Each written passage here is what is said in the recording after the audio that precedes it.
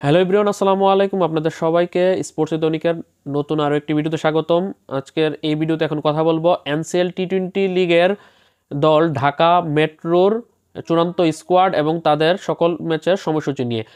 আমি এর আগে মোট 7টি পর্বে কথা বলেছি এনসিএল টি-20 লিগের 7টি ডিভিশনাল দলকে নিয়ে।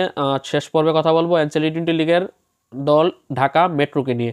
ঢাকা মেট্রো আসন্ন এনসিএল টি-20 লিগের জন্য তারা নাইম শেখকে অধিনায়ক করে 15 সদস্যের দল গঠন করেছে, যেখানে তারা 7জন ব্যাটসম্যান, 2জন অলরাউন্ডার এবং 6জন বোলারকে নিয়েই মূলত তারা দলটি সাজিয়েছে। এর মধ্যে তারা 7জন ব্যাটসম্যানের মধ্যে তাদের দলে রয়েছে নাইম শেখ, মাহফিজুল ইসলাম রবিন, ইমরানুজ্জামান, আনিসুল ইসলাম ইমন, শামসুর রহমান শুভ, মার্শাল আইয়ুব এবং গাজী তাহাজিবুল। 2জন অলরাউন্ডার হচ্ছে আলামিন জুনিয়র এবং আমিনুল ইসলাম বিপ্লব, এবং 6জন বোলার হচ্ছে আরাফাত সানি, রাকিবুল হাসান, আলিসাল ইসলাম, আবু হায়দার রনি, শহীদুল ইসলাম এবং মারুফ মৃধা। এর মধ্যে যদি আমি তাদের ব্যাটসম্যানদের নিয়ে কথা বলি, ব্যাটসম্যানদের মধ্যে যে 7জন ব্যাটসম্যান রয়েছে অর্থাৎ নাইম শেখ, মাহফিজুল, আনিসুল ইসলাম ইমন, ইমরানুজ্জামান, শামসুর রহমান শুভ, তারপর মার্শাল আইয়ুব এবং গাজী তাহাজিবুল, এই 7জনের মধ্যে তাদের opener batsman, proper opener batsman রয়েছে 3জন। তারা হচ্ছে নাইম শেখ, মাহফিজুল ইসলাম রবিন এবং আনিসুল ইসলাম ইমন। এই 3জনই মূলত ওপেনিং করে থাকে। এর পাশাপাশি 2জন আরও টপ অর্ডার ব্যাটসম্যান রয়েছে ইমরানুজ্জামান এবং শামসুর রহমান শুভ। যদিও শামসুর রহমান শুভ একজন ওপেনার ব্যাটসম্যান, কিন্তু রিসেন্ট পাস্টে তাকে মূলত মিডল অর্ডারে বেশি দেখা যায়, তাই তাকে 3-4 এরকম পজিশনে দেখা যায়। তাই 5জন হচ্ছে টপ অর্ডার ব্যাটসম্যান বলা যায়, আর 2জন মিডল অর্ডার ব্যাটসম্যান হচ্ছে wicket keeper batsman Gazi Tahajibul Islam এবং আরেকজন হচ্ছে middle order batsman Marshall Ayub. এই দলের মধ্যে তারা উইকেট কিপার ব্যাটসম্যান রেখেছে মাত্র 2জন। ইমরানুজ্জামান, 2জন বলতে সব দলে 2জন করে আছে, ইমরানুজ্জামান এবং গাজী তাহাজিবুল। এর মধ্যে গাজী তাহাজিবুলেরই উইকেট কিপিং করার সম্ভাবনা বেশি। আর বাকি যে 2জন অলরাউন্ডার রয়েছে এই দলের মধ্যে অর্থাৎ আমিনুল ইসলাম বিপ্লব এবং আলামিন জুনিয়র, এর মধ্যে আলামিন জুনিয়র মূলত ব্যাটিং অলরাউন্ডার, পার্ট টাইম বোলিংটা সে করে থাকে। টপ অর্ডারে খেলে সে রাইট হ্যান্ড ব্যাটসম্যানের পাশাপাশি রাইট আর্ম অফ ব্রেক বোলিংটা সে করে। আর আমিনুল ইসলাম বিপ্লব মিডল অর্ডার, লোয়ার মিডল অর্ডারে খেলে থাকে। সে একজন ডানাতি ব্যাটসম্যানের পাশাপাশি ডানাতি লেগ স্পিনার, যাকে আমরা জাতীয় দলেও দেখেছি এই আমিনুল ইসলাম বিপ্লবকে। তারপর 6জন বোলারের মধ্যে 3জন স্পিনার এবং 3জন পেসার। 3জন স্পিনার হচ্ছে বাহাতি স্পিনার রাকিবুল হাসান, বাহাতি স্পিনার আরাফাত সানি এবং ডানাতি মিস্ট্রি স্পিনার আলিসাল ইসলাম, এবং 3জন পেসার আছে বাহাতি পেসার আবু হায়দার রনি, ডানাতি পেসার শহীদুল ইসলাম এবং বাহাতি পেসার মারুফ মৃধা।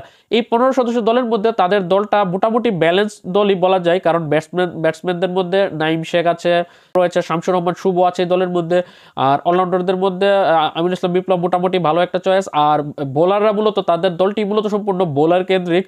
তাদের দলের মধ্যে আপনি যদি খেয়াল করেন বাহাতি স্পিনার রাকিবুল হাসান আছে, তাছাড়া আরাফাত সানির মতো অভিজ্ঞ স্পিনার রয়েছে এই দলের মধ্যে, আলিসাল ইসলামের মতো একজন মিস্ট্রি স্পিনার রয়েছে, এবং 3জন পেসারই প্রুভেন পেসার। এর মধ্যে আবু হায়দার রনি ডোমেস্টিকের একটা পরিচিত মুখ, তারপর শহীদুল ইসলাম ভালো একজন ডানাতি পেসার, পাশাপাশি মারুফ মৃধা একজন উঠতি তারকা পেসার। তো বলা যায় যে এই দলটি মূলত মোটামুটি ব্যালেন্স দল। তারপরও তাদের দলটির মূল ফোকাস বা তাদের পরিচয়টা হবে তাদের বোলিং ডিপার্টমেন্টে। এই যে 3টা স্পিনার এবং 3জন পেসার রয়েছে, এরাই দলের মূল আকর্ষণ বলা চলে, বা এরাই মূলত দলকে জেতানোর জন্য সর্বপ্রায় চেষ্টা তারা করে যাবে। এখন যদি আমরা আসি যে এই যে 15 সদস্যের যে স্কোয়াড, এর মধ্যে কারা ডোমেস্টিক টি-20তে কতগুলো ম্যাচ খেলেছে সেটি এখন দেখব। এর মধ্যে 7জন ব্যাটসম্যানের মধ্যে নাইম শেখ এখন পর্যন্ত 114টি টি-20 ম্যাচ খেলেছে, মাহফিজুল ইসলাম রবিন তার এখন পর্যন্ত টি-20তে অভিষেক হয়নি, ইমরানুজ্জামান 26টি টি-20 খেলেছে, আনিসুল ইসলাম ইমন 24টি টি-20 খেলেছে, শামসুর রহমান শুভ 99টি টি-20 ম্যাচ খেলেছে, মার্শাল আইয়ুব 44টি টি-20 খেলেছে, গাজী তাজিবুল 4টি টি-20 ম্যাচ খেলেছে। অলরাউন্ডার 2জনের মধ্যে আলামিন জুনিয়র 53টি টি-20 খেলেছে, আমিনুল ইসলাম বিপ্লব 28টি টি-20 খেলেছে। বোলারদের মধ্যে রাকিবুল হাসান 37টি টি-20 খেলেছে, আরাফাত সানি 150টি টি-20 ম্যাচ খেলেছে, আলিসাল ইসলাম 27টি টি-20 খেলেছে, আবু হায়দার রনি 93টি টি-20 ম্যাচ খেলেছে, শহীদুল ইসলাম 57টি টি-20 খেলেছে। আর মারুফ মৃধার এখন পর্যন্ত টি-20তে তার অভিষেক হয়নি, এনসিএল দিয়েই তার অভিষেক হবে। এখন এই যে এনসিএল টি-20 লিগে যে ঢাকা মেট্রোর যে দলটি, তাদের আসন্ন এনসিএল আগামীকাল থেকেই তো শুরু। তাদের কখন কবে কোন মাঠে খেলা সেটি এখন বলবো। আসন্ন এই এনসিএল টি-20 লিগের যে উদ্বোধনী ম্যাচটি হবে অর্থাৎ সকাল 9টায় সিলেট আউটার ক্রিকেট স্টেডিয়ামে প্রথম ম্যাচ যেটা দিয়ে শুরু হবে টুর্নামেন্ট, সেই ম্যাচটি হবে মূলত ঢাকা মেট্রো বনাম বরিশাল ডিভিশন।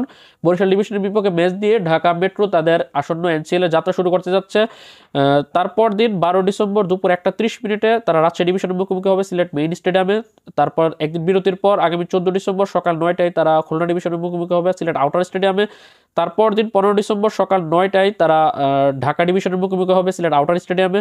তারপর 16 ডিসেম্বর বিরতির পর আগামী 17 ডিসেম্বর দুপুর 1:30 তারা সিলেট ডিভিশনের মুখোমুখি হবে সিলেট মেইন স্টেডিয়ামে। তারপর দিন 18 ডিসেম্বর দুপুর 1:30 তারা রংপুর ডিভিশনের মুখোমুখি হবে সিলেট মেইন স্টেডিয়ামে। এবং সবশেষ 19 ডিসেম্বর সকাল 9টায় তারা চট্টগ্রাম ডিভিশনের মুখোমুখি হবে সিলেট আউটার ক্রিকেট স্টেডিয়ামে। এই 7টি ম্যাচের মধ্যে তারা মেইন স্টেডিয়ামে খেলবে মোট 3টি ম্যাচ এবং আউটার স্টেডিয়ামে খেলবে তারা মোট 4টি ম্যাচ। আর তাদের যে মেইন স্টেডিয়ামের খেলাগুলো সরাসরি টি স্পোর্টস টিভিতে সম্প্রচার করবে এবং আউটার স্টেডিয়ামের খেলাগুলো তারা দেখতে পারবে ঢাকা মেট্রোর অডিয়েন্সরা বা সকল দর্শকরা টি স্পোর্টস তাদের অ্যাপ অথবা তাদের ইউটিউব চ্যানেলে সম্প্রচার করবে। তো এই হচ্ছে এনসিএল টি20 লিগে ঢাকা মেট্রোর চূড়ান্ত স্কোয়াড এবং সময়সূচি। এই নিয়ে ঢাকা মেট্রোর স্কোয়াড দিয়ে আমি 8টি দলের চূড়ান্ত স্কোয়াড এবং সময়সূচি পর্ব শেষ করলাম। আগামীতে নতুন কোনো টপিক নিয়ে আপনাদের সামনে হাজির হবো। ততক্ষণ পর্যন্ত ভালো থাকুন, সুস্থ থাকুন, স্পোর্টস চ্যানেলের পাশে থাকুন। আল্লাহ হাফেজ।